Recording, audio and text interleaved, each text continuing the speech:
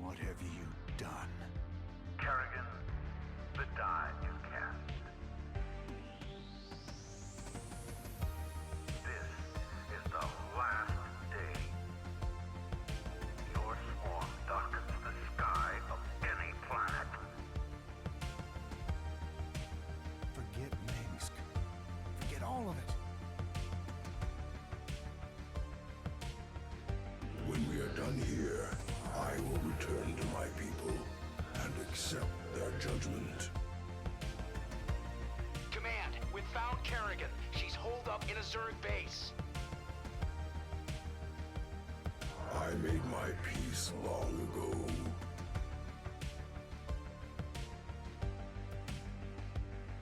Consider it done. For ire. Indeed.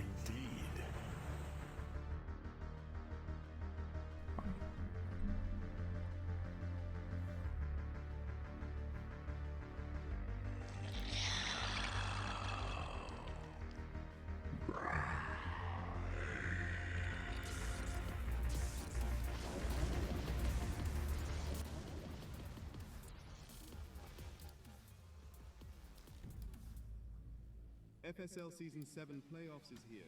The bracket features 2 new divisions that allow for the distribution of skill levels for the players to compete with their peers, and then move up to the next level. Let's start with Code B. Tianquan plays Nachos, and the winner faces Revenant Rage in the grand finals to determine the Code B champion. The winner will then compete in Code A, where Hyper Turtle awaits. Winner between the two faces, Cyan. In the other bracket, we have Deepu and Little Reaper. The winner of that will then meet the other semi-finalists to determine the Code A champion. For entry into Code S, the Code A champion will then face Haki. Winner of that will face Lighthood. On the other side of the bracket, Freedom faces Grey, and then winner faces Turpentine. Winner faces the other semi-finalists to determine the Code S champion, and that brings us to the highest new division, Code S+.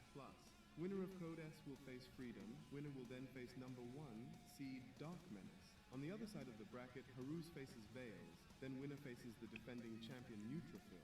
The winner faces the other semi-finalist for the grand finals to determine the overall FSL champion. In 2 vs 2 we have Memes and Dreams with War Bunnies and Greenpire facing Cyan Kitty composed of Cyan and Kitty Cat Gamer. In the other side, Zaire featuring Haruz and Lighthood faces Polaris team of Instability and Caliber C. The winners face each other and then advance to 2 vs 2+. There awaits Valhurt, the defending champion of Veils and Hurtentine. Then the other side features Secondhand Lions of E.T. Phone Home and Pebble versus Churchill's Dentist of Deepu and Neutrophil. Then between those winners, we will have our 2 vs 2 championship.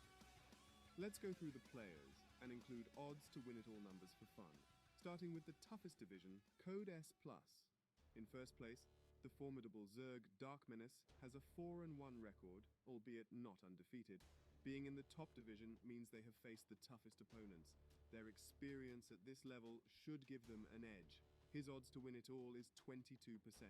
Neutrophil was tied with Dark Menace on the win-loss record, lost to him in head-to-head. He does have a better overall map score. He is the defending champ and his odds are at 20%.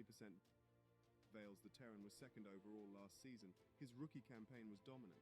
This season he has a positive win-loss record in the top division, indicates strong potential, though not as strong as the top 2. His goal is to win it all after coming in second overall last season. His calculated odds is at 15% into Code S we have. Lighthood, a rookie. He has an undefeated record with 0 map losses in a lower division may not translate perfectly to success in a higher division, but it does indicate a strong player. Odds are at 18% Hurtentime. Our mech player has a strong record in Code S, but would need to overcome both their divisional opponents and then adapt to the higher level of play in Code S+. Odds 10%. Now in Code A, Cyan has an impressive record in Code A. He has to go through multiple stages to get to the top, which makes his path to victory the hardest. Odds at 8%. Deepu and Little Reaper, both volatile and dangerous players, have similar records in Code A, suggesting they are quite capable of beating anyone at any given day. The odds are against them due to the number of matches they'd need to win to reach the top. The odds for each are at 3%. In Code B, the percentages are lower, but we can certainly hope for a huge run. Revenant Rage has an undefeated record in Code B, but would need to win against higher division players, a tall order. Odds is at 1%. And now here are the ones with less than 1% chances, but maybe, just maybe, they can pull a Rocky. From Code S+, Haruz, a rookie, has a negative win-loss record in the top division, but still in the highest division. Odds, less than 0.5%.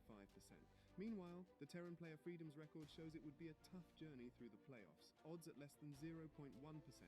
From Code S, the Macro Zerge Grey, who has a positive record but lower than Hurton Times, odds at less than 0.5%. Frieden, a random player, has a negative record in the Code S division, suggests slim chances. While his luck of the draw is a factor, his advancing is odds is at less than 0.1%. Haki, another Terran rookie, has a significant number of losses. Prospects are not strong. Odds at less than 0.1%. From Code A, Hyper Turtle has a balanced win-loss record, but progression will be tough. Admittedly not in form, his odds is at less than 1%. And finally, in Code B, Chienpon, given the record, moving up will be challenging, but not impossible. Odds at less than 1%. Nachos is a rookie who sometimes plays random, has a negative win-loss record. Advancing is even more difficult. Odds are at less than 0.5%. To the players, may the odds be in your favor, and if not, rewrite the narrative as we all love a Cinderella story.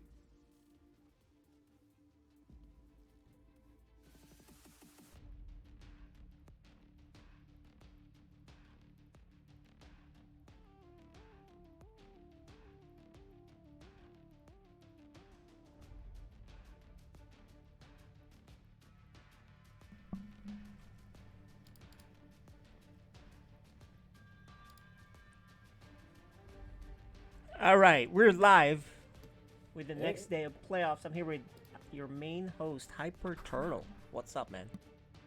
Pleasure to be here. I'm just planning to sleep in late tomorrow. My parents and my sister's family all live in town, so I don't have to do any family traveling. Cool. And in the meantime, got some more playoffs to do. Now, most of two of today's matches are from replay because this is a pretty tricky week. But I've gone ahead and volunteered to play myself. I'm going to be taking on Cyan. It's going to be the, I believe, Code A semifinals, right? Nice. Yeah, that's gonna be fun. Let's bring him in. Let's go chit chat sure. with him. Let's go talk to Hey, him. Cyan. Can you hear me? Now There we let's go. There he is. There. Now we can hear you. What's going on? I don't know. Apparently it's already Black Friday, but it was also already Black Friday about 3 weeks ago, so not much. That's what it was like at the grocery store. We just went and came back. Oh boy. Yeah, my wife was over there and she said it was pretty crowded, but I guess you find the right frozen aisle, you can find a little peace and quiet. You're thawing turkey out as we speak.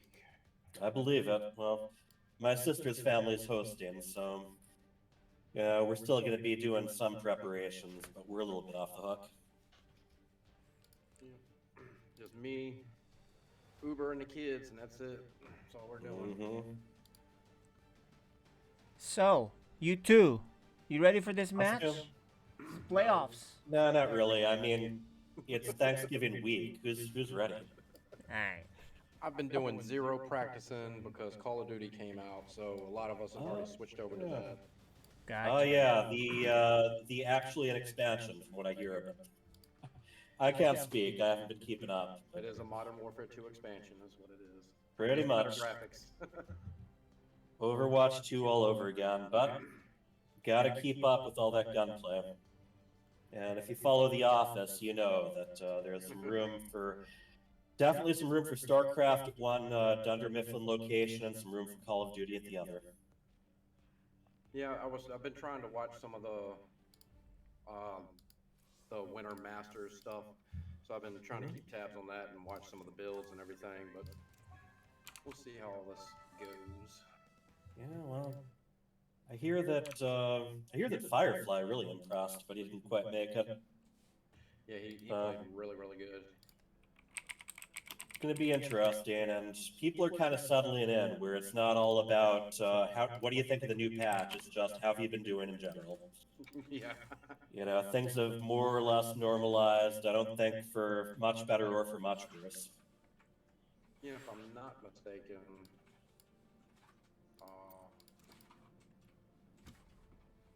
especially on the North American side, I mean, GM's only at 4,500 right now. Mm-hmm. Oh, maybe I should try. I'm at my Mm-hmm. my account that I don't play as much of is around that MMR. Yeah, we'll see. The definitely had some news. ESL is going to stretch into next year. IM Katowice is not going to be the global finals. It's just going to be another stop, and they're also going to be going through, I think, Dallas, right? Yes, I saw ESL. that. That's the one. I can't make Atlanta. I'm way too busy. Mm-hmm. But Dallas is the one, I think. So there you Yeah, go. we had planned on going to Atlanta this year because a lot of my friends are going. Just Jordan's going, Ward's going, Disrespect's going. So we were all going to go, but I can't make it this year because we got softball with Kitty Cat and on the travel team. But I heard about Dallas and was like, we're doing it. We're going. Alright, I guess Dallas is the one we should all try to make. Yes, sir. But It'd be Central Time. How about that? That's Just right. like me. So Cool. either I make it or I at least get to host a bar craft for it. Well, gentlemen, let's get into the games. Good luck to you guys. All right. I'll be casting Time this. for some tryptophan chaos, people. Good luck. Good luck. Good luck. Have fun, have fun. Alright, let's move them out of here. I'll be casting these two guys on Royal Blood to start.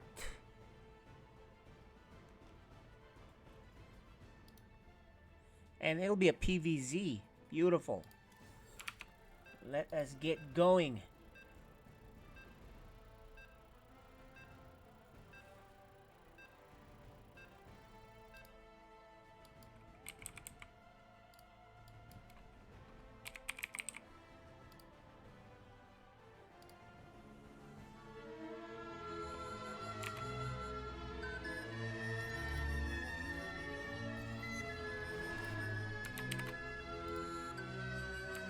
It's a best of 3, guys. Alright.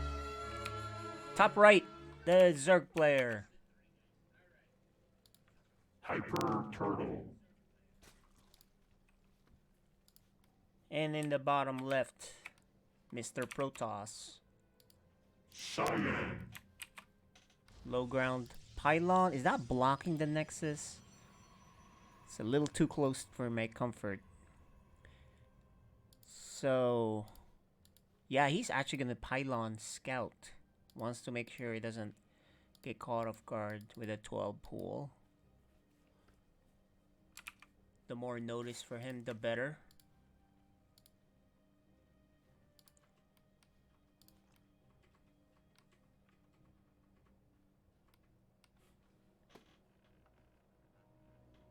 Alright, what are we seeing here? Nothing interesting?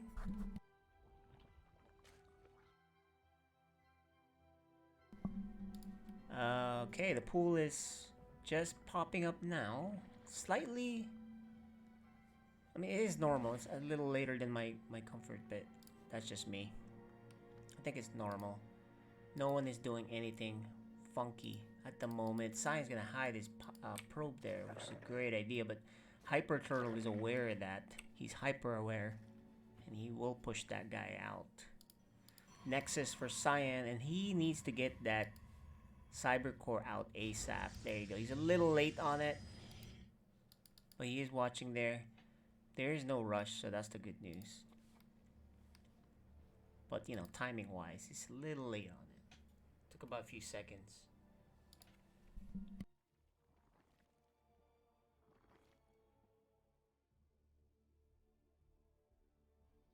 Okay, well, we should probably be getting a third hatchery here.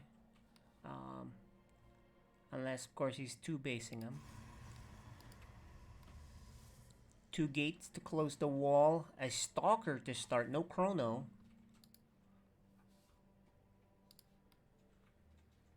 And he gets his speed and then pulls off the gas after getting enough speed. So, okay, we will. There is no game sound. Game paused. Okay, well, hold on. Let's fix the game sound. There is a technical issue here.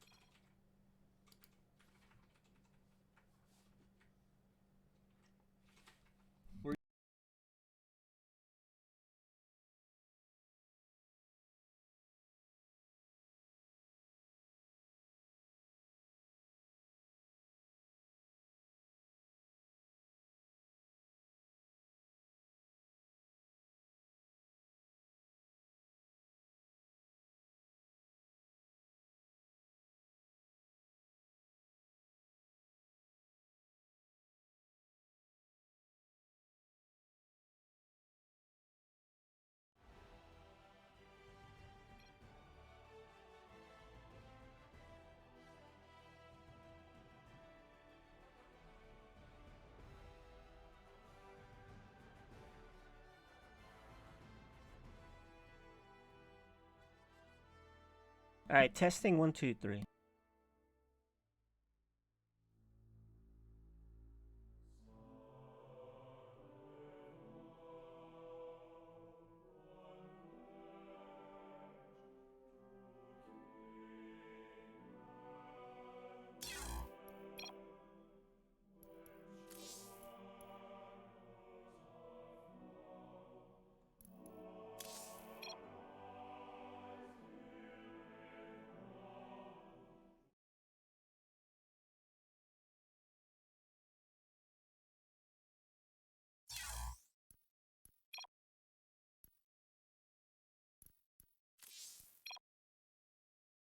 Can you hear? Testing 1, 2, 3.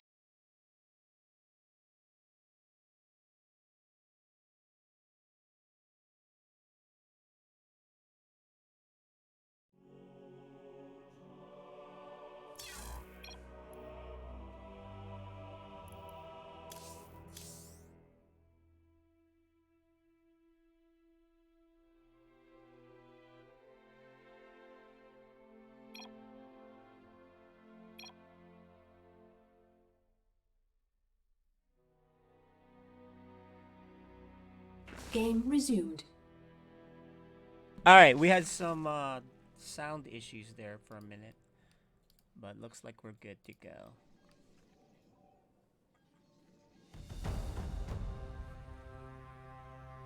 Few links here. No third base just yet. Hyper Turtle kind of hanging out back here. It's poking up there at the Stalker, which is gonna also poke back that Overlord. Kill that Ling, and then go back hitting that Overlord. He needs to get up this view here, which he does get a third, but he does not move this guy. Oh, it's out of view, that's why. Okay. Hey, oh, I think he might be doing what we've seen him do plenty times, which is glaive adepts. Nice. So, Roach Warren being built. Lots of lings here. This Stalker is okay. He's kind of looking for an Overlord, but there's a lot of lings. He needs to be careful. Actually, he needed to get out, and he's gonna die because he's not. Yeah, that was not a good idea to get out there for Cyan. There are 2 Zealots here. Worker-wise, Hyper Turtle has a very low worker count at 25. Oh man, and he's teching up too much, so I'm not sure. His worker count is really low. This is not good. Cyan's looking for some sort of Nidus, maybe?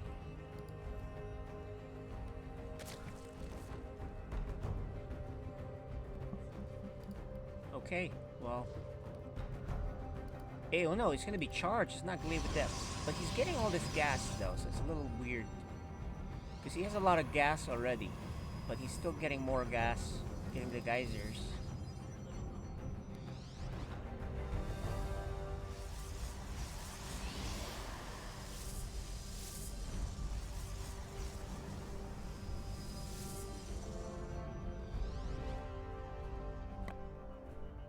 Alright, let's see. This is charge slot. It's about to finish. He's just gonna bombard him with charges. Charge lots. Charge about to finish. No prism being made. It's got way too much gas. But this is a lot of charge lots. Yeah, I think he'll kill the hatchery. But he's going for the kill. Like right through the throat here. Lots of charge lots here. He needs to close this wall, which he's not gonna. Oh, he has to pull his workers. I think he's done for. He, especially if he kills this roach warren. But he's not gonna do that. He's gonna go work on something else. More zealots coming. Oh yeah, there's a lot. This is not looking good for Hyper Turtle. He pulls the workers, and he is gonna fight with them. He's taking this super seriously. He is gonna clear out the workers. I mean the zealots, but there's a lot of workers being killed. There's more zealots down here. But he's not mining. That's the only thing with this. Hyper Turtle is not quite mining. There's enough damage. Hyper Turtle is already low workers as it is. He started droning at the wrong time. And Roach Warren, if that goes down, it's not going to. But I think he's gonna clean it up. More zealots are on their way. He's gonna mine. But he's down to 28 workers. This is plenty of damage already for Hyper Turtle. He'll probably kill a few more here. Cyan, this is good damage. Hyper Turtle's damaged quite a bit. And he is expanding. He has the worker lead. He'll trade really well here with these zealots. He may not even kill these zealots. Yeah, he's not gonna kill at all. Work on this hatchery. More coming. This is looking really good for Cyan. The prism is coming. Hyper Turtle is in trouble here. He's gonna try to save this base, but I don't think it's a good idea to just stay back. He does make a spine crawler. He's down to 22 workers, less than half. He probably feels pretty good that he didn't die, but the problem is his worker count is so low. He may not even live through this. This is charge slot attack is so good. Oh, there's more. That's it. That's just gonna do it, guys. I don't see him holding this off at all. And a prism for good measure. The wall will be useless at this point. Yeah, this is a very strong charge slot all in, which wasn't really a charge slot type of thing. Getting gas. Here you go, game one. Oh man.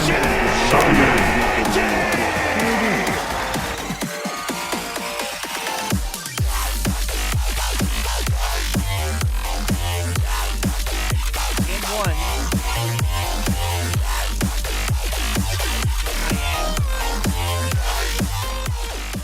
And game two will be on dragon scales.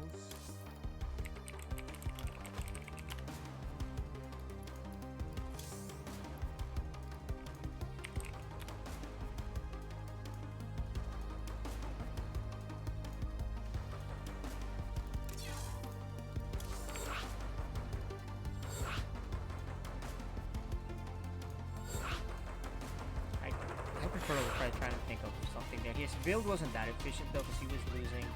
He wasn't making that many workers early.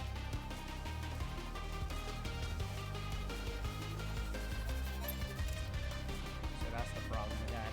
And then he drones right when Cyan attacked. So we'll have to pay attention to that. Game 2 coming up. Hyper Turtle needs to strike back to extend this to a third game. Gonna get started, guys.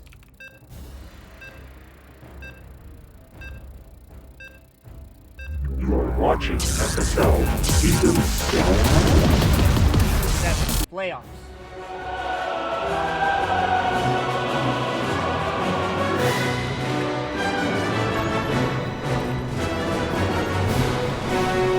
Alright, game 2. Bottom right is your player. He needs to win here. Hyper Turtle. And the bottom bottom left, or top left. Cyan! Okay, what's Cyan gonna do here? What is Mr. Cyan going to do? Oh, actually, what's Hyper Turtle gonna do? Is he gonna do a hatch block? He's gonna scout. Oh, he's got a pool already. He's gonna be aggressive. I like this, because Cyan was late last time closing that choke. He didn't even make a Zealot early enough, and his Cyber was late. So he could block this. Ooh! Even better for him, because this is a very greedy Nexus first. Oh, but Cyan, why is he making drones? He needs to stop making drones. Why is he making drones? He needs the larva. For Lings. That's the whole point of pool first, right? Let's punish this. He is going home with this. Does he make Lings? He doesn't make Lings. He's taking a while. What's going on? He's going roaches? I don't understand it. He had that whole time to make Lings. He doesn't make Lings. And the larva is being spent just now on Lings. The timing here is pretty off for Hyper Turtle. So Cyan's gonna get away with this. But they'll never take our freedom! Yeah, he's gonna get away with this. Thanks for that follow. We're in the playoffs here. But he is gonna get away with this, because these Lings could have been there already. But he didn't make them for a long time. Yeah, there's more here. Yeah, it's really odd timing for him. But both of them are kind of making missteps here, because Cyan could have made Zealots already, but he doesn't. He saw a pool first. But look, he's still not making a Zealot, so a pretty big mistake there for Cyan. And the Lings are here. He's just now doing it. If he depowers that, that's GG. Pretty big mistake here for Cyan. Yeah, these Zealots are not going to get out. And yeah, I just think this is GG at this point.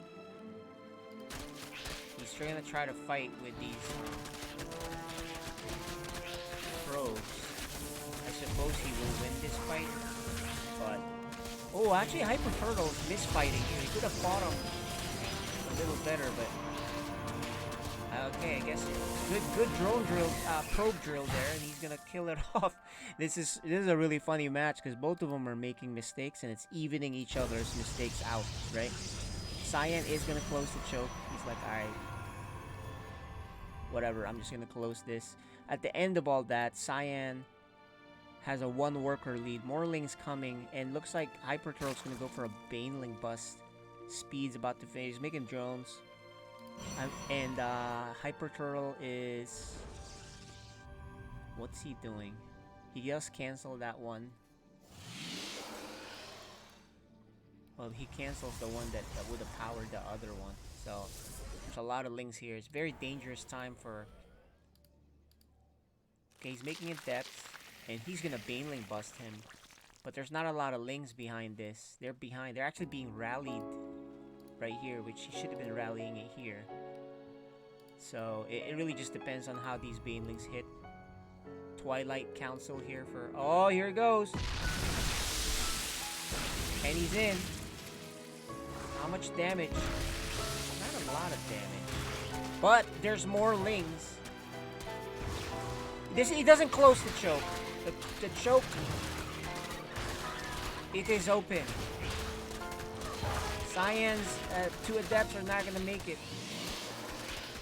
He retargets to the pylon. I think Hyper Turtle should finish it off here, because he has speed, and Cyan has no production for army units, and these probes shouldn't do much.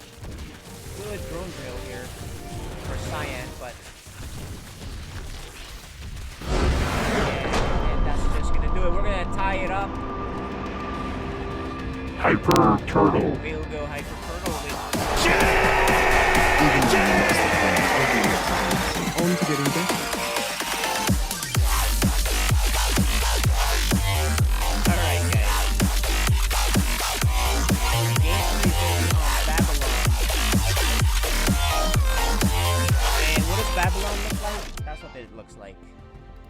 the last map, it is a smaller map. So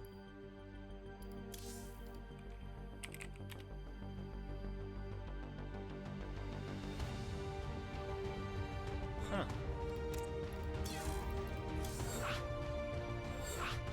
Game 3 on Babylon.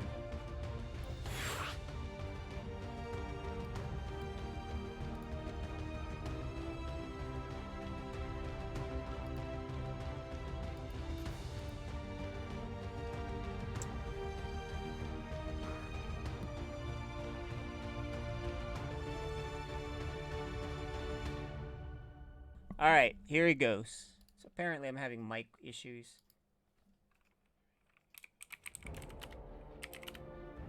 Alright, we're gonna get started.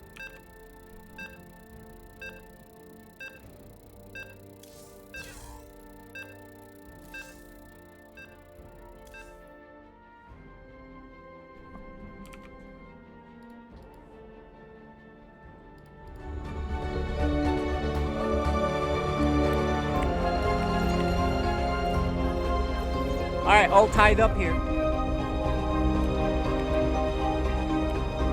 Bottom right. Hyper Turtle. And top left. Cyan. Yeah, these games have been very aggressive for both sides. Right? Or at least one of them is aggressive. At least. 12 pool for Hyper Turtle does the job. Well, was it 12 pool? I thought it was a 12 pool. But he didn't actually attack early. He was getting speed and all that. Then he sent the Lings without speed. Cyan didn't make the Zealot in time.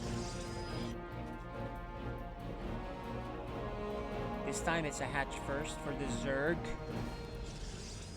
And Cyan sees that. He's not cannon rushing or anything, so that feels pretty good. He does need to... Oh, he's gonna be surrounded. He's not paying attention.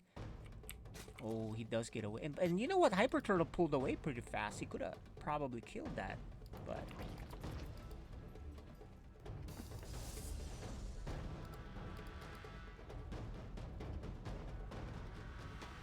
Alright, well... A little bit late here or there, but it's still a relatively normal build. Ooh, Cyan! Guys, Cyan is going to be 4-gating, I think. He may skip the expansion.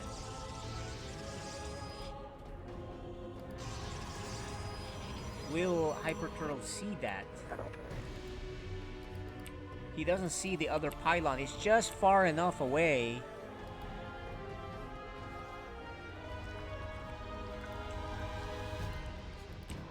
Will Hyper Turtle see the lack of a Nexus? Yeah, he doesn't actually go all the way in, so he may not know that it's not being built. There's the, this is just a plain old 4-gate, guys.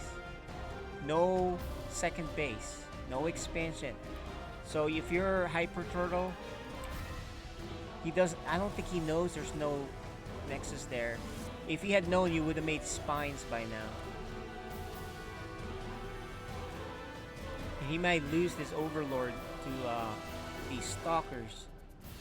This is a 4-gate. He doesn't want to play any longer here. This is 4-gate. Yup, that's it. That's all you need.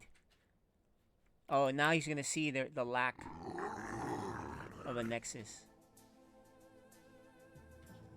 No, he backs off, so he may not be sure. I don't think he knows, man. He makes a Roach Warren, though. He's still making drones. So I don't think he knows, actually. And because of that, he's gonna die. There's just... You can't hold a 4-gate. I don't think you can hold it without spines up here. Right? You can also see... He went to check to see if there's gases, but he didn't actually see the Nexus. He probably just made an assumption that it's there. Look at him, he's going through the motions. He is making roaches now. So it's really just about the control here for Cyan. Will he lose too many workers?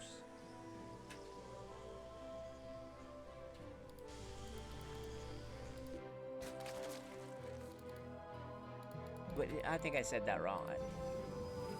Will he lose too many stalkers? Sorry, I'm like trying to control this production stuff. Cyan has no idea. He's making Ravagers. And here comes a lot more units than he can handle, I think. Oh, but he does the right thing. He pulls the workers. He biles his own workers, though. But there is a lot of stalkers already here, guys. He is going to lose quite a bit of workers already. He's gonna retreat to the high ground. The bio is gonna hit. Nice, he hits one. He's got a lot of gas, but the real action is up here. There's a lot of stalkers already. No expansion. He's going for it, of course. You just kite away from this, really. There's a lot of roaches here, too. So, actually, Cyan should not be losing stalkers. He needs to back off. He's not doing that. But these stalkers are pretty powerful. But so are these roaches. If you can kind of... I don't really know who's going to win this, guys. They're kind of... They are surviving.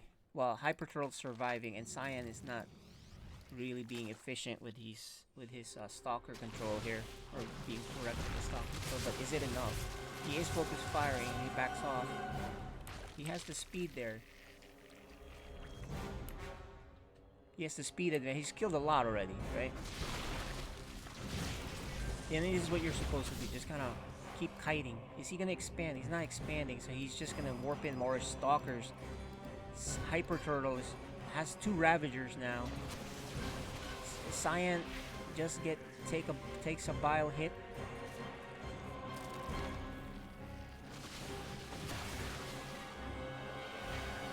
And he's not microing the hurt stalkers back.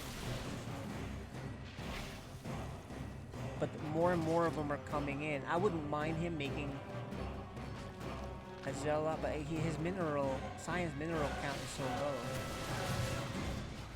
Oh, and he takes another bile. He just doesn't move back far enough. But he is going to take a queen. More stalkers being warped in. Well, one more.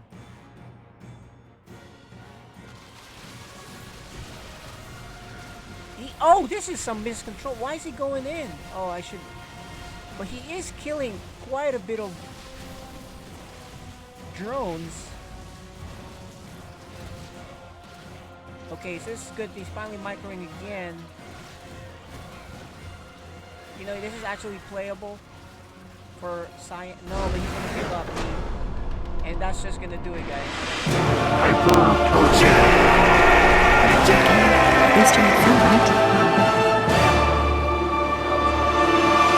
Bring him in. Well, Bleh. GG. GG. Very aggressive series there. I suppose you guys are just gonna watch the VOD. And any comments? You know, sometimes if you're going to be thawing out turkeys, you know, you got to free your hands up quickly. I think if I just open up normal in the 3rd game, maybe get a robo with it too, probably work a lot better. Yeah, I felt like you weren't microing your stalkers back. You just kept losing him. So, yeah, you were in great shape. The house. Yeah, you were in great shape to kill him. Definitely on the back foot, but you know, thank goodness that roaches recover their health as Ravagers. Blurf. Alright, well, that'll do it for that match. So now Hyper Turtle is going to cast the rest of the games. Yes, indeed. I guess my question for everyone: would you like some cheese with your turkey? Hey, you have a great weekend, okay? All right. Don't eat anything I wouldn't eat. Happy Thanksgiving, everybody. Happy Thanksgiving, Happy Friday, Black Friday, Small Business Saturday, Cyber Monday, and whatever Sunday is. Later. Bye. All right, so we got some replays to do now. All right, yeah. So just invite me and let's get going on them. Well, I think aren't we already together in a party? Yeah, we are together. All right. Invite So you into the replay. And go ahead, load the replay. Okay, so first of all, we have a semifinal for 2v2. Memes and Dreams versus Cyan Kitty. You just saw one half of one of the teams. Let's see what they look like.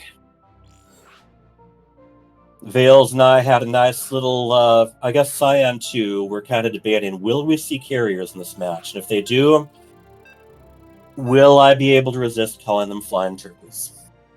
There's only one way to find out. Here we go, Fields to Death.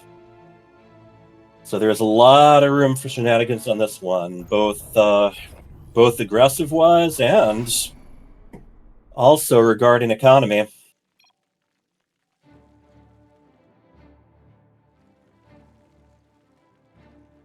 Now, in the lower left, we have our Zerg player. He is Empire. Here, is it just me up on camera at the moment? Are we in game? Do that again. All right. Well, Green Fire doesn't have an intro anyway, so you can skip him. He doesn't, but still, you can't ignore him. He's the Zerg in blue. Now we have the Protoss in yellow. Will we see some turkeys migrate in this game? This is War Bunnies.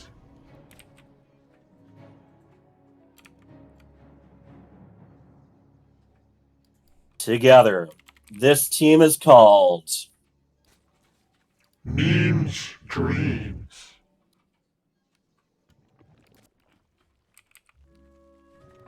And now, at the top of the map, we have the Blue Zerg.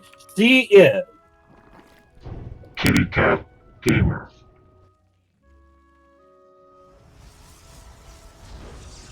and her teammate, the Protoss in the purple. He is Cyan. Now, this is interesting. Cyan is building all of his structures right next to Nexus. No attempts at all to wall off. And considering what an aggressive Zerg Empire is, I might question that a little. However, Warbody's doing about the same thing. Neither of them really trying to wall off the ramps to their main.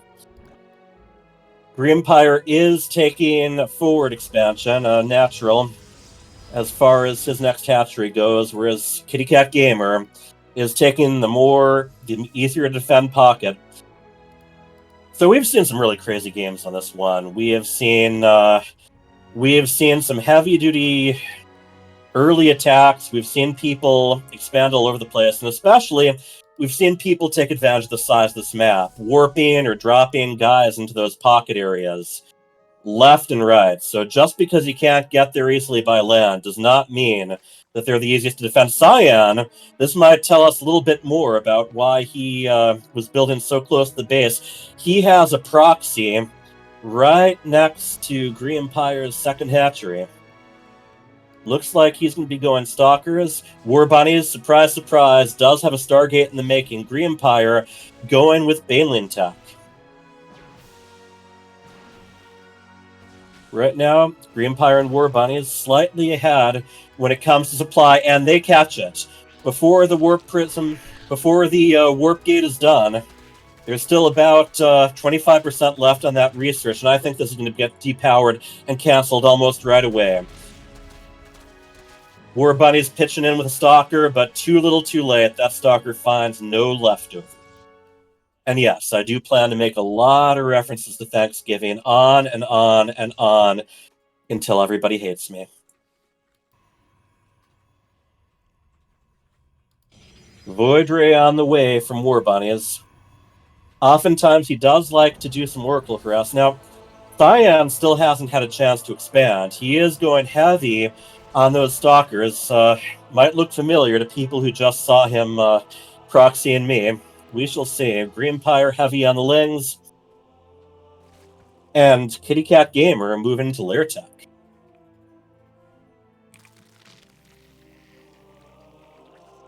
War Bunnies ahead of everyone in supply, but just by a little. Kitty Cat Gamer's catching up.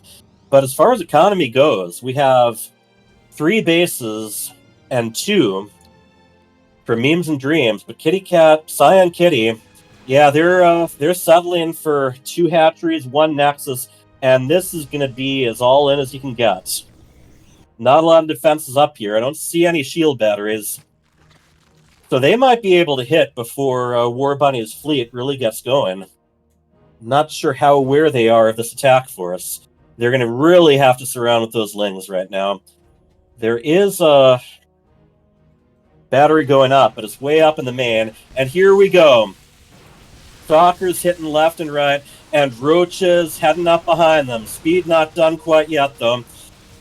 We've got a Void Ray. It's going to be very important that War Bunnies keep that alive as long as possible for that bonus damage. It goes down. War Bunnies, 4 Stalkers. Lot of Zerglings are on the way by Greenpire, so he may be able to surround and clean this up. War Bunnies looks like he's going to be able to hold this off just long enough. There's the surround. Void Ray gets prismatic alignment turned on, and we have a lot of dead roaches and stalkers right now.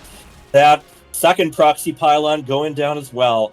We're at 56 and 64 supply versus 44 and 29. If they counterattack right now, there's a lot they can get done, and their economy is way ahead right now.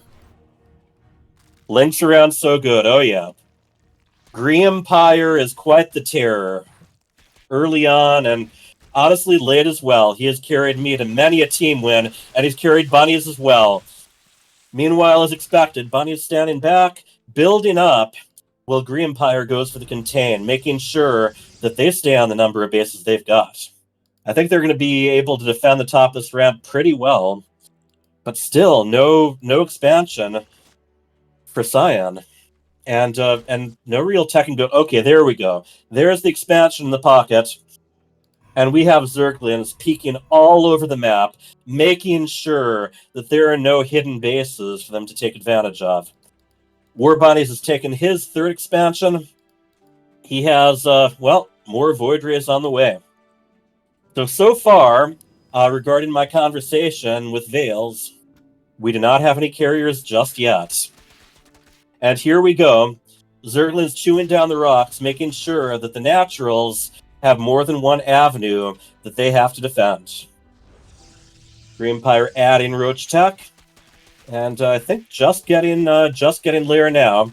They had to invest a lot in defense, and the strategy hasn't changed here much. Cyan and Kitty Cat Gamer are getting ready for another push. They know it's now or never. Either this one works, or it doesn't. Fleet Beacon on the way, but yeah, War Bunny is... What do we have for units on him? 4 Void Rays, 11 Stalkers. I mean, not a bad combination defensively. Void Rays are going to do very well against the Roaches and the Stalkers, as long as he keeps them alive. Got some Banelins ready to absorb any little Zerglings that come in, but I don't think there's many accompanying there. Team of Cyan and Kitty thinks better of it, and they fall back. You know, if you want to borrow Matheson for the weekend, just talk to KJ. Oh, what is going on here? Just a Ling running. Greenpire making sure to keep map control as War Bunnies just keeps teching up. And the lead is getting bigger and bigger for the team of Memes and Dreams. War Bunnies at 108 supply. He's in the triple digits as far as units go. And he is also finally getting around to setting an Oracle over to damage the economy even more than it already has been. Well, not really damaged, it just wasn't there in the first place. But yes, you get what I'm driving at.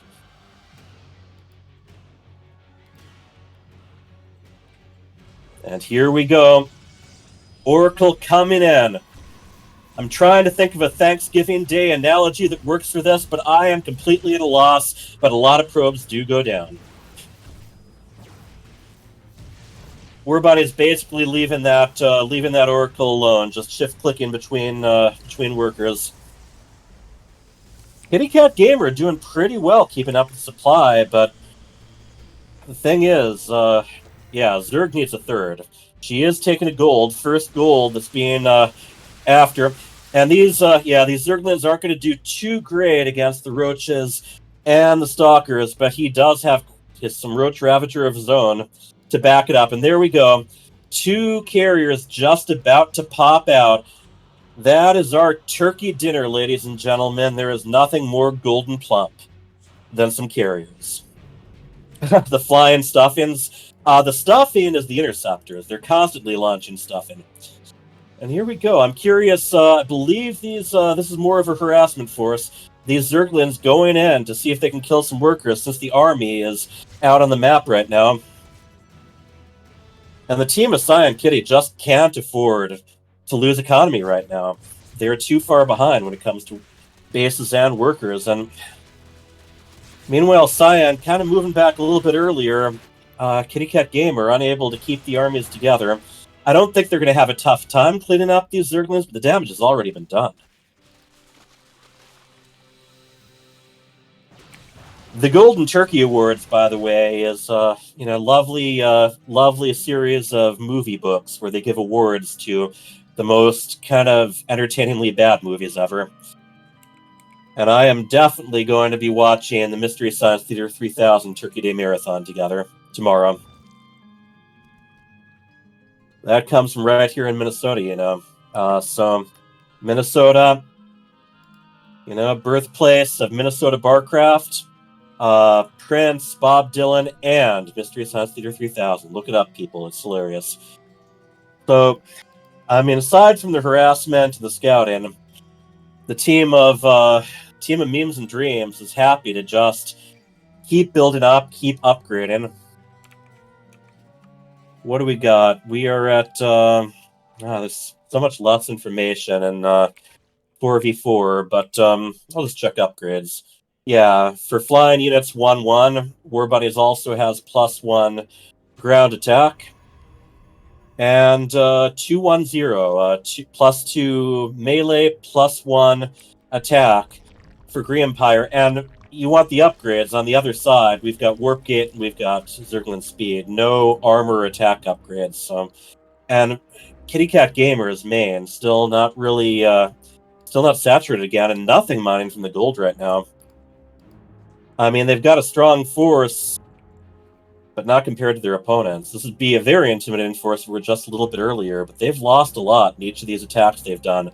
The first one definitely did some damage, but probably not worth the cost. Second attack didn't really happen. They just fell right back to the Zelnaga Watchtower, and that was it.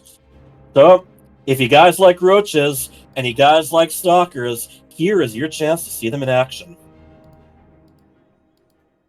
We have, this is the ball here. I think there was a changeling that just expired. Lurker attack and Viper attack on the way from Green Empire. And War Bunnies researching Psionic Storm.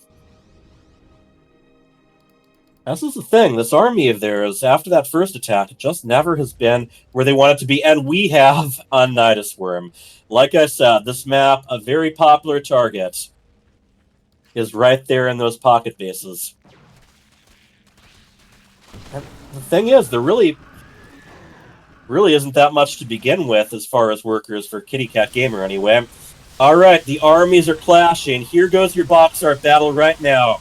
Here come the flying turkeys raining stuffing and cranberry sauce down on the unsuspecting customers at the buffet. Or something. Kitty Cat Gamer, down to 1 supply. And that includes workers. And Green Empire, Green Empire able to just send his roaches out of that Nidus Worm as the Golden Turkey Armada slowly moves in. 81 supply for Cyan, constantly dropping. This has been over for a little while now, but the finishing touches have to be done. This is where the oven dings, ladies and gentlemen. And we have the GG, Memes and Dreams, takes the first map.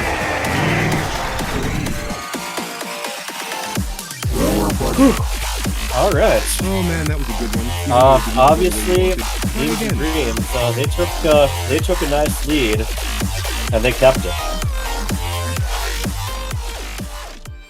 And now we are going into game 2.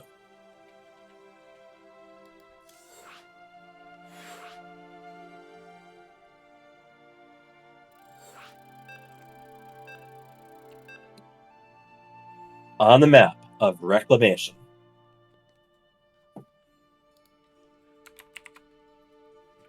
I think that's a Broodlord portrait. Anyway. At the bottom of the map, we have the blue Zerg. He is Empire.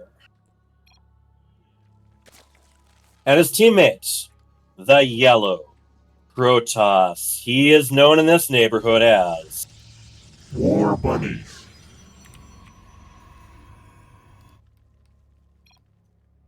Together, this team is up one map, and they are called Memes Dreams. And yes, War Bunnies very much lives in my neighborhood. He is right across the alley, and I frequently put my trash in his trash can. But that aside, in the upper left, the light blue Protoss, he is Cyan.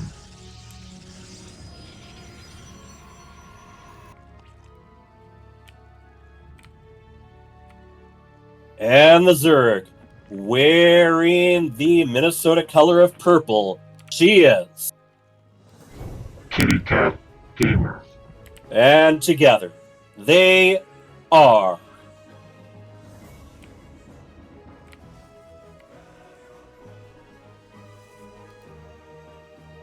Cyan Kitty. Alright, so Cyan, send a probe across the map. We're going to have to see whether he's going to favor another proxy pylon. The naturals here, I mean, the mains are separated more than a lot of these team maps. And there are two different directions you can get into the natural. Both of them a little bit constricted by rocks. Cyan's probe taking a look around. This time he does, actually still no expansion from him. What do we got for structures? Yeah. Oh, look at that save. The drone makes it to the geyser, morphs into an extractor, and lives to drone another day.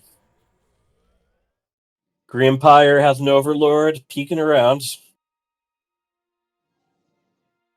And Cyan just leaves the probe there for now.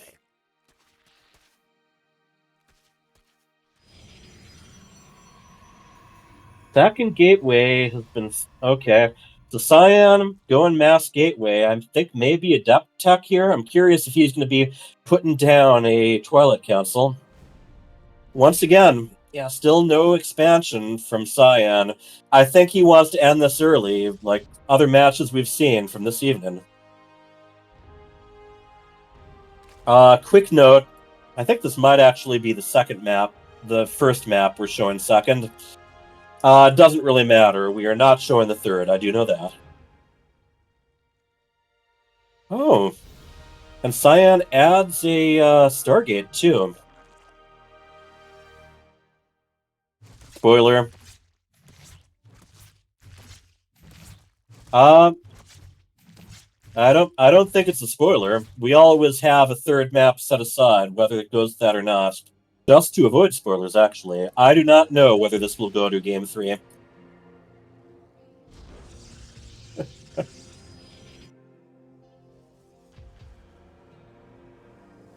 Warbunny's being very cautious, putting that cannon snug behind the shield battery and pylon. Empire taking his third. I've got to say, as far as economy goes, the team of Memes and Dreams have very much been ahead. So we will be having, I think Cyan wants to go straight for the workers with Adepts and with an Oracle.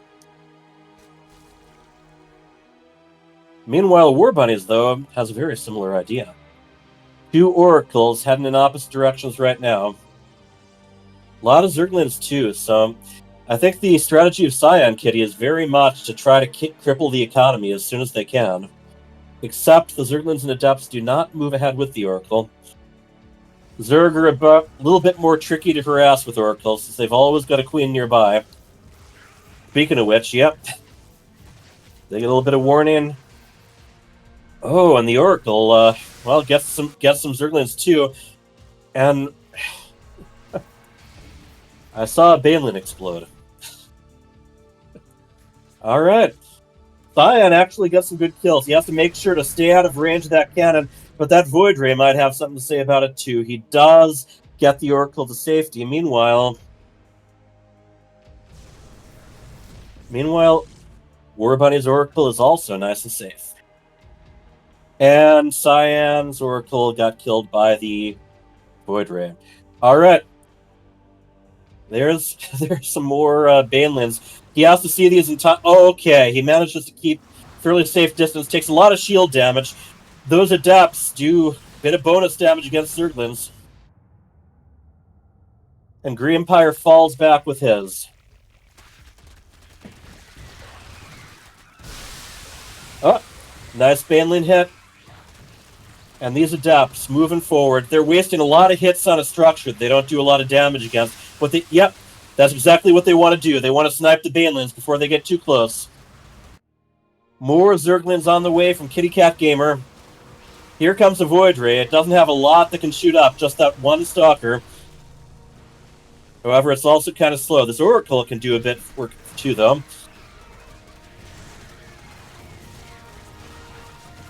This is a total of 11 Adepts. They're fighting and shading straight over to Green Empire's workers. And they do complete the shade.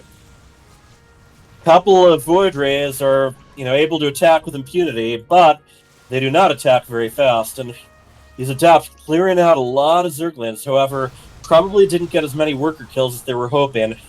This wall of evolution chamber is very much worth its weight here, but the Adepts do squeeze through.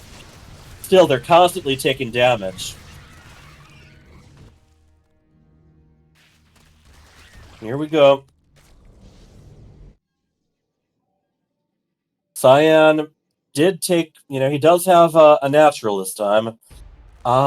Kitty Cat Gamer, though, very behind in workers. She's only got one worker to natural. All right, Zergla's in for the surround for those Hydralisks. And then they head back home. So we might see something very similar to the first or second, I don't know, match. Team Memes and Dreams was able to survive that early pressure. And now they're going to be tacking up. They know that they're ahead. Green Empire definitely has some catch-up to do as far as supplies at this point. He was relying very heavily on Zerglings and Banelins that are just there for the sacrifice.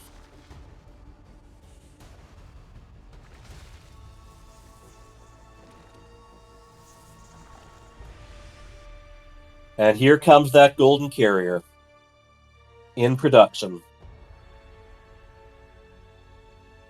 Green Empire is probably going to be focusing on droning up for a while right now. Not to mention expanding. Well, War Bunnies keeps the tech coming, keeps things defended. Those Banelins look like they're just for that, just in case a big group of Adepts or Zerglings comes by, and that was an incredible hit. Kitty Cat Gamer in the 30s for supply right now. She is droning up a little bit. And Cyan with his Gateway Army. I'm going to have to take a mental note that if someone's been playing a lot of Call of Duty Modern Warfare, they're probably going to go a lot of early pressure with a lot strictly Gateway units. Granted, he did throw in that Oracle.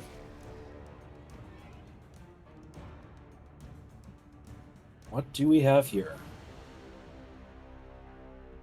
Cyan actually putting down a couple forges for upgrades and continuing to expand, so I think he is accepting that this is probably going to be going the long way. There's no way to finish things off in the near future. Charge about 2/3 the way there. Templar Archives is being made. And War Bunnies with the turkeys. I don't know. If you squint a bit, do the Void Rays look like slices of pumpkin pie? I don't think they do, but I'm going to pretend that I can pretend they are, okay?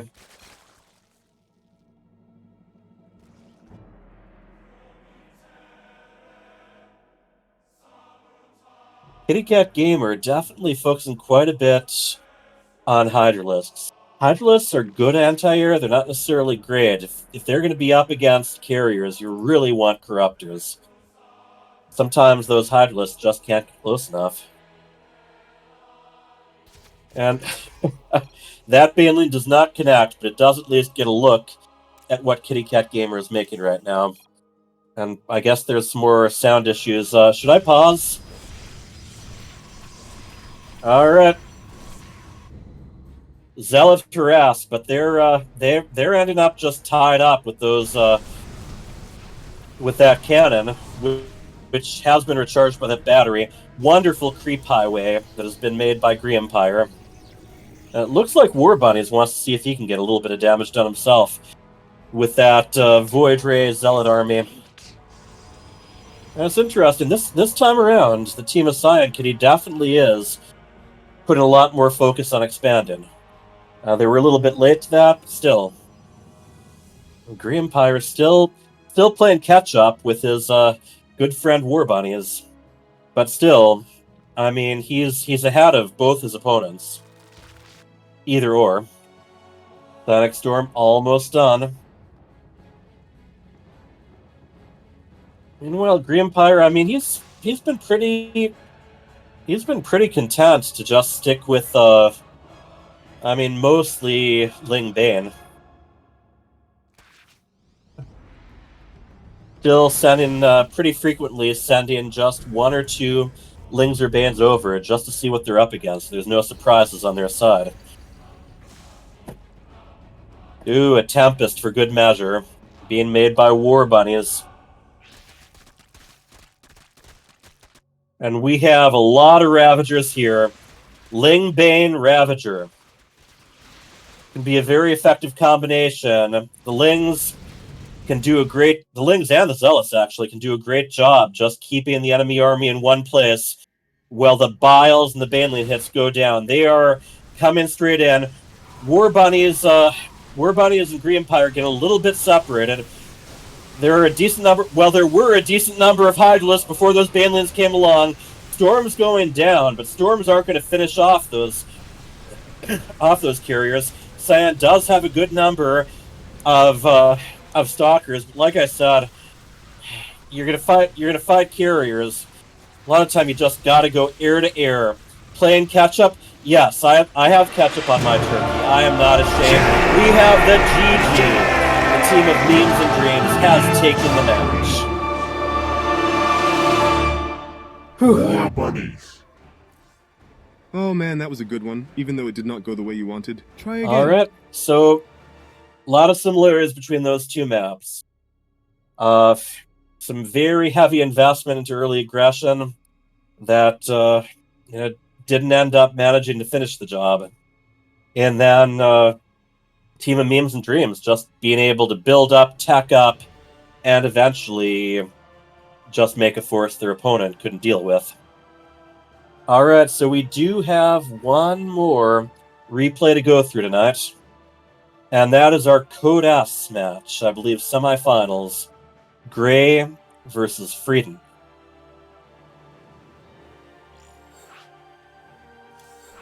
Gray plays Zerg. Frieden usually Alright, man. Let's Yep. do this. I'm gonna Yeah, how's the sound stuff going? I'm going to help you out on this one because it's Okay. gonna be quicker. Code S, quicker. Lots of little nuances. Yep, and I may know indeed. these guys will watch the VODs and want to know what happened. Fair enough. I'll stick with color here. Now, Color Frieden usually plays random. We'll see. Yeah, he is playing random this time. I think he struggled a bit in his recent matches. Gray's been pretty comfortable with the Zerg, both in team and with one-on-one. All right. In the lower right, we have the Orange Zerg from the team of Anito. We have Gray. And his opponent, the purple player, who also rolled Zerg this match. He is Frieden. All right. Vales likes Gray 2-1, he says. Yeah, this is gonna Yep. be interesting because ZVZ. There's so much nuance in ZVZ. You can, There is, yeah, you can and always hatch first. By especially the way. right. And if it goes Ling Bane, it definitely pays to be the one who's been spending more time practicing that race. I Yeah. know that for a fact. One thing here is Frieden is hiding his overlord, so he doesn't want to show that he is Zerg, Right. and he's going. And pool another big first. thing, yeah, pool first. Hasn't made a hatchery or a geyser yet. I think he's just about to do the hatchery at the natural. Yeah. Just a minor difference. In fact, Frieden has one more worker. So. Well, that is interesting actually. But yeah, in the end, spawning pool is going to finish a little bit earlier. Not massively earlier in this case, but a bit. Yeah. They're gonna end up in the same spot, even though the builds are a little different. Although Grace, yeah, we'll see. Look at that. Every time we talk, Yeah, the more or less. numbers just even up, right? The workers and. Yep. And I'm going to be very curious of whether they're going to be going different directions here or not, especially whether one of them goes Baneley Nest or Roach Warren, or when they take their third. That's Here you when go. things can really. Grace finally gonna find out the race. 2 minutes in.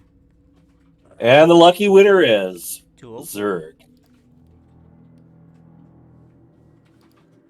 1 in 3 chance, but you know, unless you're playing as Protoss, usually doesn't make a massive difference for the immediate opening.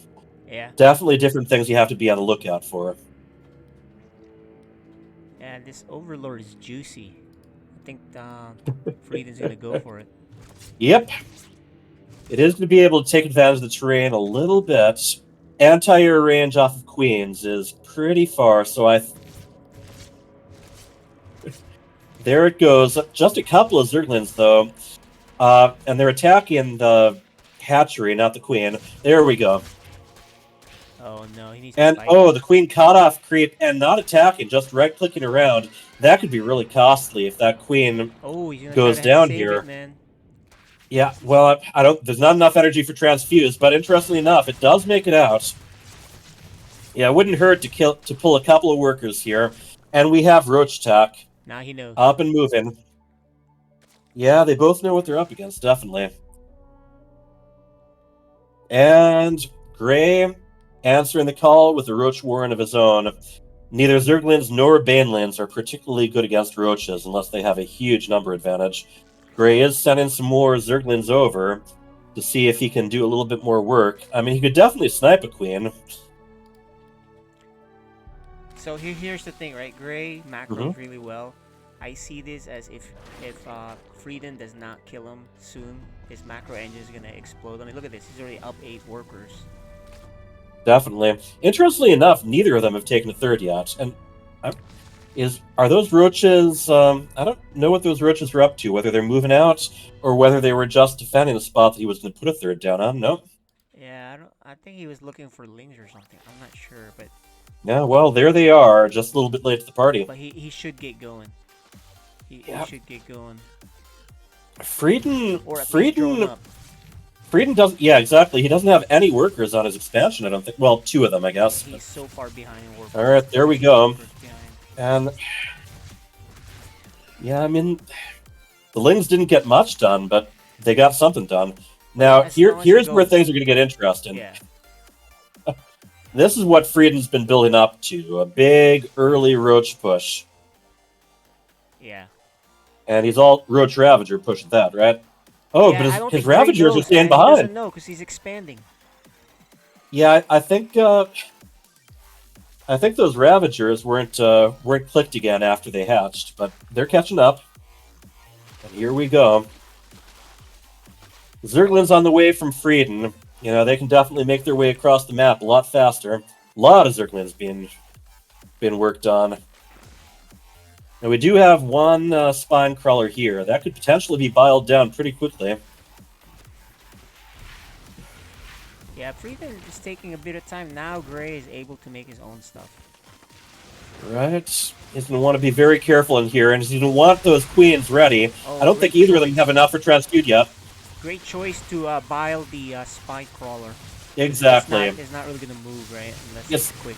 Not very quickly, anyway. It can technically move, but boy, by the time it does. Alright, have roaches going here.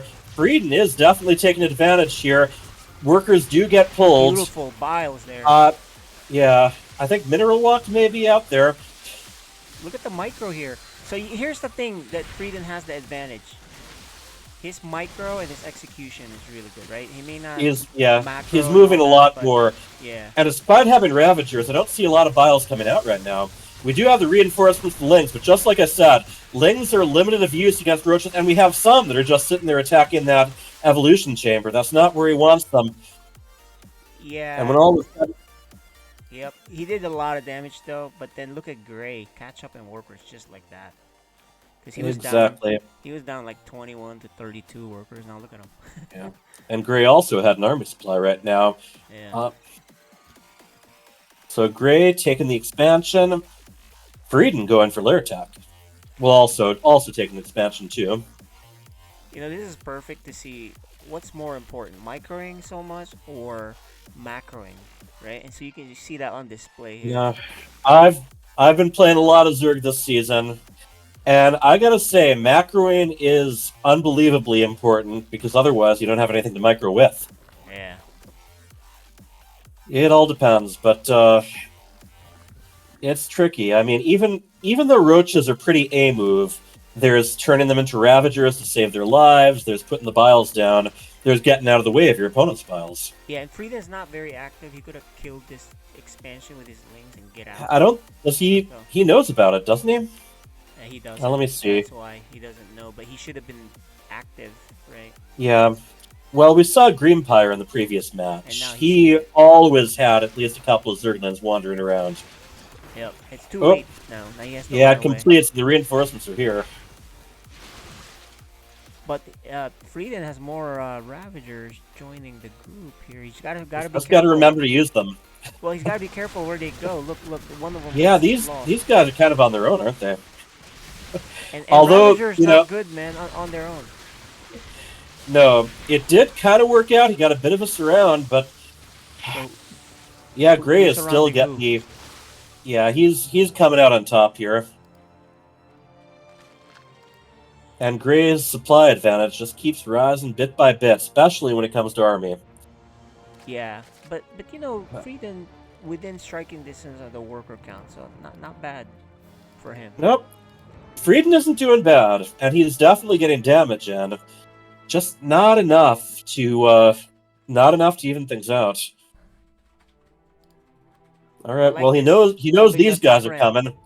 Yep. He got the high ground, Anakin. Oh, Overlord does go down. It's always like a good game of basketball there, except you're trying to hit one ball with a lot of balls. He hit 3 of them, 4 to kill. Yep. And I think it's also pretty important to note, Gray has +1 attack. And +2 And then- on the way. Yep, +2 on the way. Yeah, Frieden going with Spire. I don't know if he has the economy for that. And plus, number one, Mutalisks take a really, really long time to take out roaches. Number two, Corruptors don't come in handy until a bit later, unless they've got something flying to shoot at. Oh man, but I don't think he has enough units here. Oh, he doesn't have enough units or really enough money to reinforce the tech that he's invested in. Yeah, because he was also making. Yeah, we have the G team. He has a misread there because he was making scores as well. Yeah, I mean, that's one of the things. The CVZ and Euless switch, which I think is what Frieden was planning to do there. He catches you off guard, and he can really rip off an economy. Try again. Alright, next map will be on Babylon. Now, there's a lot up in the air here, both how they match up after the first game, but also which race Frieden ends up with. Very different strategies against Zerg, depending on what you end up with. You know, because Frieden is random, you know how Gray usually switches between 12 pool and macroing? Oh yeah, So I wonder if I, he's I'm discouraged from 12 pooling because of that. I'm known to do that myself. Anyway, speaking of which, in the upper left, we have the orange Zerg. He is up one map, and he is Gray.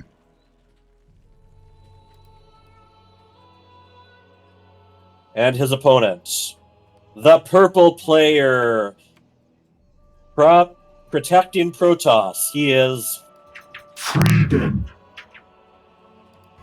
And there's the big one that always comes up with Protoss. Where do you put that first pylon against Zerg? Very important that you're ready to wall the low ground. Oh, 12 pool from Gray.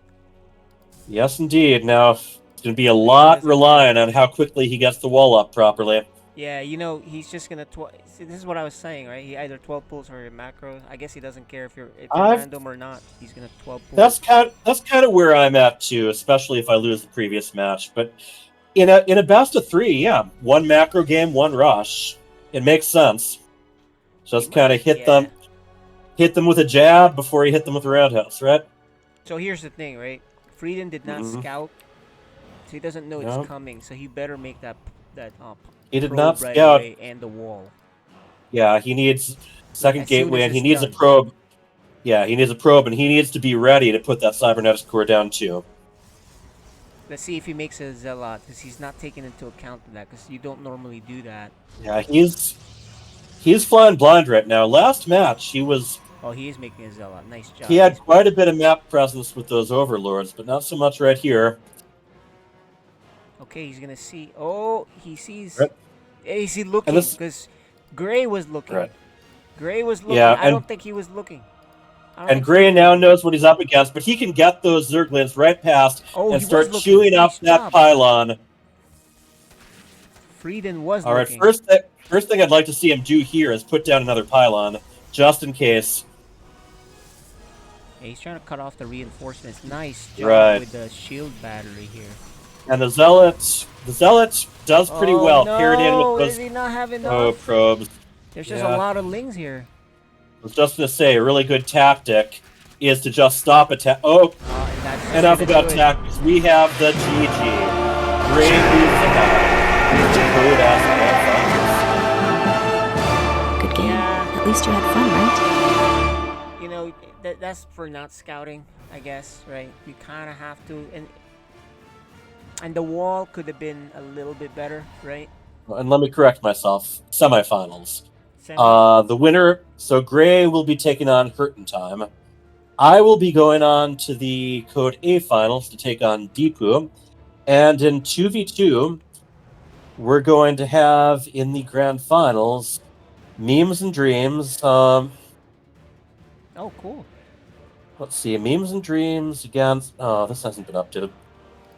Yeah, we gotta get the updated one. I- So we can see. Yeah, I thought it was, but yeah, they will be taking on the team of Zaire. So we have, all these matches we were watching tonight were to set up some other exciting matches coming up very soon. Yeah. We're going to be doing a web for you. I have the graphic. Sure. It's one part off, so it's not like it's not too far off. Oh yeah, but we got a 4-day weekend to catch it up. Yep. So here it is. So Cyan and you advance to play Deepu. Yeah, that's That's going what to it be looks like. interesting. So you'll be playing Deepu. I'm going to have to plan stuff out for that one and hope that it He's fits dangerous. whatever He's the he's one planning. He's the one that does stuff, and he He's destroyed dangerous. the I loop. did get a win against him earlier in the season, so hey, Yeah. fingers crossed. We'll see what we can do. And you were right. Gray against Hurtentime. Mm-hmm. And And then the winner of that gets to take on. Okay, yeah, we've still got some other ones to decide there. And then the team of Zaire the Zaire- against Memes and Dreams. Oh, they advanced to play Memes and Dreams. Yep, No, I'm they sorry, are Memes and advancing. Dreams advanced to play this tough team right here. They both advanced, and they are both tough teams. They That's really a took tough each team. other to the limit the last time they met. And then whoever wins that gets to face the champion from last season. That's right. There is no sleep for the StarCraft player. If you emerge victorious, you just have more battles to take. That's the As- Caprulu sector for you. All right. Well, that was a good, quick broadcast. Thanks for casting. We'll see. What's the next? Do we have that scheduled? We are Not yet. gonna do. Yeah, we're not gonna do Black Friday. That would just be too complicated. Yeah. So we are gonna do Next week sometime. Wednesday next week, and then we're gonna be back to Fridays that same week, and we'll stick with Cool. Fridays for the rest of the season. All right, Hyper Turtle. We'll see you later next week. We'll be back. Happy Thanksgiving, everybody. For those in the US. Right. And later. Today, I am thankful for FSL. Love you, people. GGs.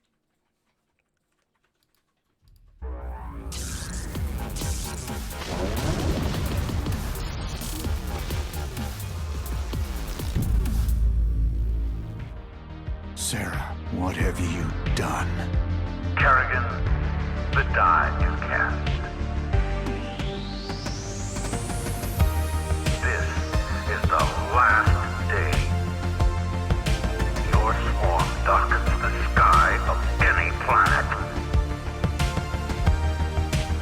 Forget Minsk. Forget all of it. When we are done here, I will return to my people and accept their judgment. Command, we've found Kerrigan. She's holed up in a Zerg base. I made my peace long ago.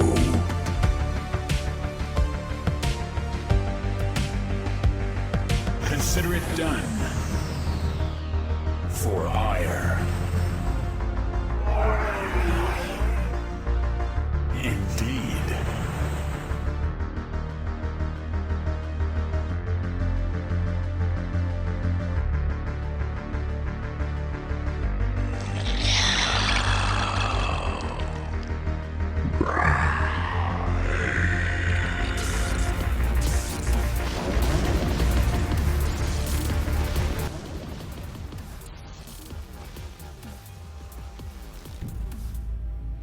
FSL Season 7 Playoffs is here.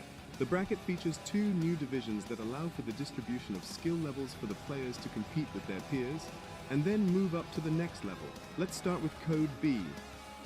Tianpun plays Nachos, and the winner faces Revenant Rage in the grand finals to determine the Code B champion.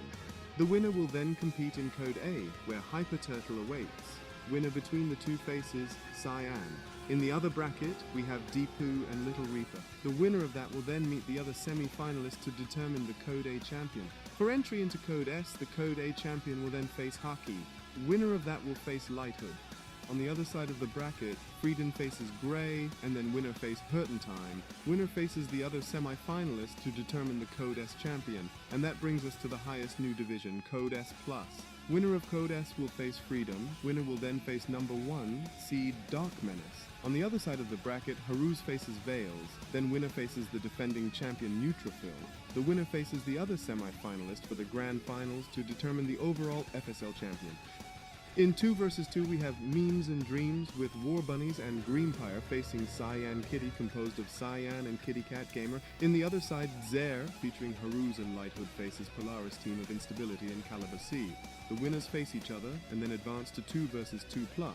There awaits Valhurt, the defending champion of Veils and Hurtentime. Then the other side features Secondhand Lions of E.T. Phone Home and Pebble versus Churchill's Dentist of Deepu and Neutrophil. Then between those winners, we will have our 2 vs 2 championship. Let's go through the players and include odds to win it all numbers for fun. Starting with the toughest division, Code S+. In first place, the formidable Zerg Dark Menace has a 4-1 record, albeit not undefeated. Being in the top division means they have faced the toughest opponents. Their experience at this level should give them an edge. His odds to win it all is 22%. Neutrophil was tied with Dark Menace on the win-loss record, lost to him in head-to-head. He does have a better overall map score. He is the defending champ and his odds are at 20%. Veils the Terran was second overall last season. His rookie campaign was dominant. This season he has a positive win-loss record in the top division, indicates strong potential, though not as strong as the top 2. His goal is to win it all after coming in second overall last season. His calculated odds is at 15% into Code S we have Lighthood, a rookie. He has an undefeated record with 0 map losses in a lower division may not translate perfectly to success in a higher division, but it does indicate a strong player. Odds are at 18% hurt and time. Our mech player has a strong record in Code S, but would need to overcome both their divisional opponents and then adapt to the higher level of play in Code S+. Odds 10%. Now in Code A, Cyan has an impressive record in Code A. He has to go through multiple stages to get to the top, which makes his path to victory the hardest. Odds at 8%. Deepu and Little Reaper, both volatile and dangerous players, have similar records in Code A, suggesting they are quite capable of beating anyone at any given day. The odds are against them due to the number of matches they'd need to win to reach the top. The odds for each are at 3%. In Code B, the percentages are lower, but we can certainly hope for a huge run. Revenant Rage has an undefeated record in Code B, but would need to win against higher division players, a tall order. Odds is at 1%. And now here are the ones with less than 1% chances, but maybe, just maybe, they can pull a Rocky. From Code S+, Haruz, a rookie, has a negative win-loss record in the top division, but still in the highest division. Odds less than 0.5%. Meanwhile, the Terran player Freedom's record shows it would be a tough journey through the playoffs. Odds at less than 0.1%. From Code S, the Macro Zerge Grey, who has a positive record but lower than Hurton Times, odds at less than 0.5%. Frieden, a random player, has a negative record in the Code S division, suggests slim chances. While his luck of the draw is a factor, his advancing is odds is at less than 0.1%. Haki, another Terran rookie, has a significant number of losses. Prospects are not strong. Odds at less than 0.1%. From Code A, Hyper Turtle has a balanced win-loss record, but progression will be tough. Admittedly not in form, his odds is at less than 1%, and finally in Code B, Chienpon, given the record, moving up will be challenging, but not impossible. Odds at less than 1%. Nachos is a rookie who sometimes plays random, has a negative win-loss record. Advancing is even more difficult. Odds are at less than 0.5%. To the players, may the odds be in your favor, and if not, rewrite the narrative as we all love a Cinderella story.